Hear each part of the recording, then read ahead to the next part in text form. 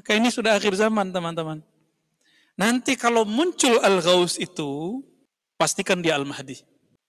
Antum baiat sama dia. Leburkan semua torikot-torikot kita.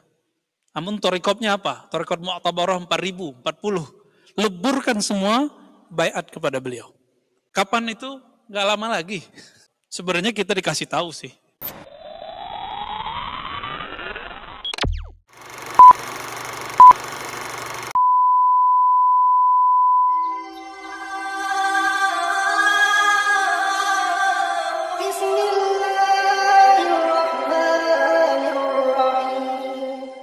Assalamualaikum warahmatullahi wabarakatuh.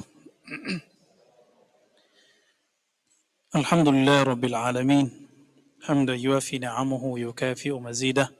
Asyhadu an la ilaha illallah. Asyhadu anna Muhammadan abduhu wa rasuluh. Allahumma salli wa sallim wa barik ala sayyidina Muhammad sayyidil wujud sayyidil awwalin wal akhirin wa ala alihi wa ashabihi wa li baitihi wa zurriyatihi jama'in. Amma ba'du. Ya, fadal. Marhaban.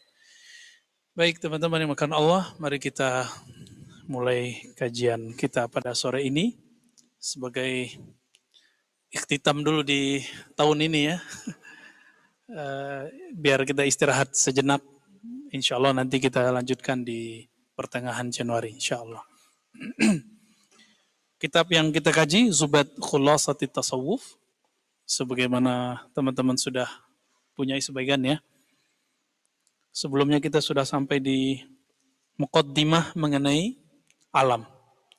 Maka sebelumnya naqra al-Fatihah, kita baca surah al-Fatihah, nuhdiha ila Sayyidina Muhammad sallallahu alaihi wasallam wa Sayyidina al-Mahdi khalifatillah wa Sayyidina Baliya ibn Mulkan al-Khidir alaihi salam wa lil muallif al-Imam Izzuddin bin Abi Salam wa shaykhihi Abil Hasan al-Shazili wa Sultan al-Awliya Abdul Qadir Jilani wa Syah Naqsyabandi wa Sidi Ahmad Tijani lahumul Fatihah.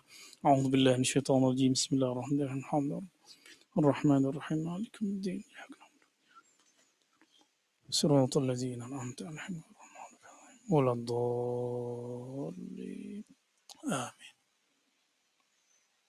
Di pekan lalu kita sudah menghantarkan mengenai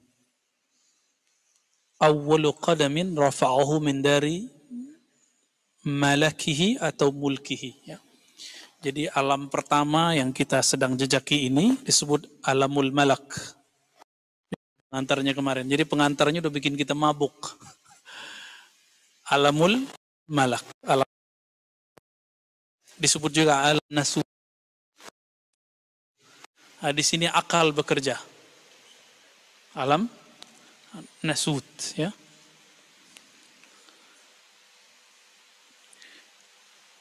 Apabila Allah Subhanahu wa taala Al-Wahib Al-Karim yang maha memberi anugerah dan maha karim berkehendak kepada salik, kepada murid, naik pangkatlah dia menjadi murad. Masih ingat? Awalnya dia murid. Apa arti murid? Orang berkehendak usul ilallah, hendak sampai kepada hadirat Allah Subhanahu wa taala. Maka dia berjuang untuk meristirahatkan akalnya supaya akalnya lebih kuat. Jadi afala ta'qilunnya lebih kuat. Tadinya dia berakal dengan materi, sekarang berakal dengan immateri, yaitu qalbu. Ya. Maka Allah angkatlah dia dari alamul malak, alam syahadah, alam nyata, pindah ke alam malakut. Malakut disebut alam malaikat. Itu sebabnya Sayyidina Ibn Abbas itu Allah izinkan melihat Jibril 2 kali. Para malaikat zikirnya zikir jahar itu. Subhanallah, alhamdulillah, wa la ilaha illallah, wallahu akbar. Nah, itu zikir-zikir malakut. Jadi malaikat itu ada yang min awwal ma khuliq. Awal dia dicipta, itu zikirnya subhanallah sampai nanti. Maka kalau ada orang zikirnya subhanallah bihamdi subhanallah azim, dia sudah meniru malaikat. Gitu. Ya. Itu pegangan malaikat Mikail, Junud Mikail ya. Bahkan disebut hamalatul arsh, pemikul aras. Sering dengar surat Az-Zumar bagian akhir, ya, hamilul arsh. Itu ada berapa tiangnya aras? Ya, malaikat pegang 4, tapi yang paling tengah kita, manusia. 1, subhanallah. 2, alhamdulillah. 3, Allah Akbar. 4, la ilaha illallah. Kita yang pegang, la haula wala quwata illa billahil aliyil azim. Siapa yang megang ini? Itulah yang disebut al-ghaus. Wali al-ghaus. Inilah yang Nabi katakan, la taqumus sa'ah hatta la yuqal fil ardi Allahu Allah. Kiamat tidak terjadi sampai tidak ada lagi yang membaca kalimah Allah. Di lisannya dia baca la haula wala quwata illa billah, tapi sirnya membaca Allah. Allah. Itu sebabnya hampir semua tarekat sufi punya zikir ini. Zikir disebut ismul jalalah.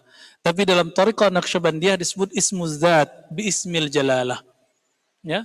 Zikir ismuz zat dengan nama jalalah. Tapi dalam ilmu kerohanian yang khidriyah, Allah itu bukan ismuz zat. Ismuz zat ada lagi yang rahasia. Tapi dia disebut sebagai ismul jalalah atau ismul a'azam, nama agung. Siapa yang ingin memuliakan Allah, maka di kolbunya harus ada nama ini. Ya. Maka kita zikir, ya, berapa kali minimal, awal ketemu saya berapa dulu? 1000, ya kan? Latihan aja, itu latihan, bukan pembatasan. Aqallu ma yaqra' bidzalika salik. Minimal. Nanti naik 200, 2000, naik 5000, naik bertahap. Karena antum nggak mungkin kan khalwat 40 hari. Ya, yang menghidupkan khalwat 40 hari dulu kan Maulana Al-Imam Suhrawardi, murid Syekh Abdul Qadir Jilani. Tapi kemudian itu hilang, habis dimakan zaman, dihidupkan kembali oleh Maulana Khalid Al-Baghdadi Ad-Dimashqi. Beliau menghidupkan. Tarekat beliau Naqsyabandiyah Al-Mujaddidiyah. Karena beliau mentajdid ditambah khalwat disebutlah Khalidiyah. Ini yang berkembang di hampir semua wilayah Indonesia. Adapun tarekat Qadiriyah wa Naqsyabandiyah, Naqsyabandiyahnya bukan ke Khalidi, tapi cuma sampai Muzhariyah. Imam Khalid tadi juga Muzhariyah. Makanya terjadi konflik antara mereka dulu. Ya, konflik. Kenapa nih Maulana Khalid kok buat arba'in lagi? Bid'ah ini gitu. Dijawablah oleh muridnya, dijawab oleh beberapa masyaikh dan masalah itu sudah selesai. Ya. Di Indonesia, khususnya Sumatera, Banten, itu mereka zikirnya seperti itu. Sampai ke Jawa Timur saya lihat yang Khalidiyah, mereka punya khalwat 40 hari. Ya. Adapun di Syaziliyah masih, cuma Syaziliyah mereka suhbah lebih banyak daripada khalwat. Ya, suhbah, bersuhbah, ngaji, ketemu, khidmat kepada guru, itu lebih banyak. Karena suhbah itu kadang lebih berat daripada khalwat. Kalau khalwat ngurus diri, kalau suhbah ngurus ego. Lebih berat ngurus ego. Ya, antum harus nanggalin jubah-jubah keilmuannya, gelar-gelarnya. Gelar-gelar ilmiahnya, gelar-gelar kiainya, copot semua itu, baru benar suhbahnya. Kalau enggak jadi murid sadik, jadi muridnya murid kazib. Banyaklah murid kazib sekarang ini, yang hanya mengikuti kiai, guru, syekh, ustadz, mursyid, karena ada hajat dia pada guru itu. Kalau hajatnya selesai, dia tinggalin. Ya. Nah, itu alamul malakut. Itu udah tinggi itu ya. Alamul malakut itu mulai dari Baitul Izzah langit pertama sampai Baitul Ma'mur. Jadi udah tinggi. Langit ke-7 sudah. Maka orang ini sudah wali yang tinggi. Jadi, jangan macam-macam ya. Rata-rata mursyid-mursyid antara Baitul Izzah itu sampai Baitul Ma'mur. Rata-rata. Jadi wali-wali yang antum kenal masyhur sekarang fid dunya, belum tentu dia masyhur ke alam setelahnya ya. Tapi minimal masyhur sampai ke Baitul Ma'mur, namanya disebut-sebut. Nah, itu mereka, ya. Jadi ada yang di langit 1, ada yang langit 2, ada yang langit 3, ada yang langit 4. Itu mereka antri. Kalau selama di dunia mereka riyadhah zikir, lalu dapat ijazah dari gurunya, makomnya baru di Baitul Izzah, langit pertama, udah jadi guru. Enggak diteruskan riyadhah dan ma'rifatnya. Jadi nggak cukup riyadhah, ma'rifat yang paling penting.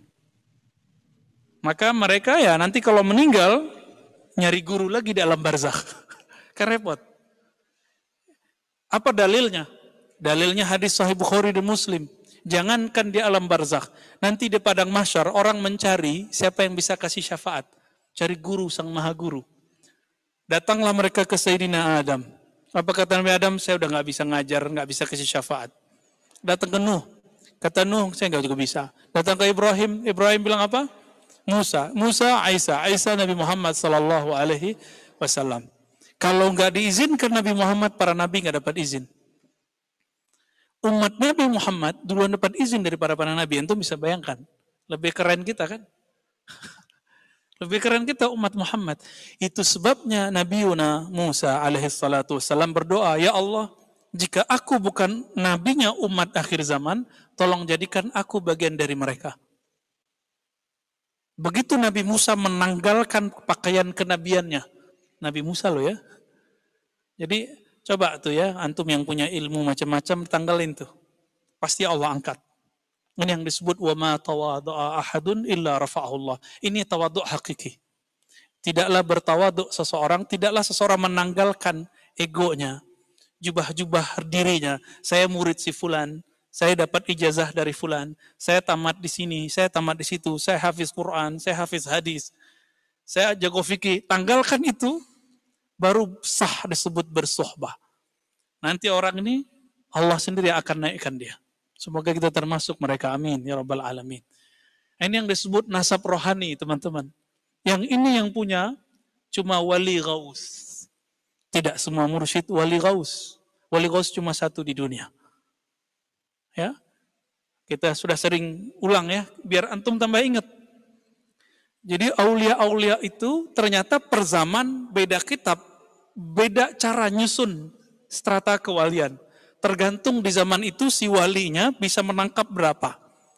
Di Indonesia dan termasuk di Turki, di berbagai tempat ya, ada Maulana Diyauddin Al-Khumushkhanawi, ahli hadis.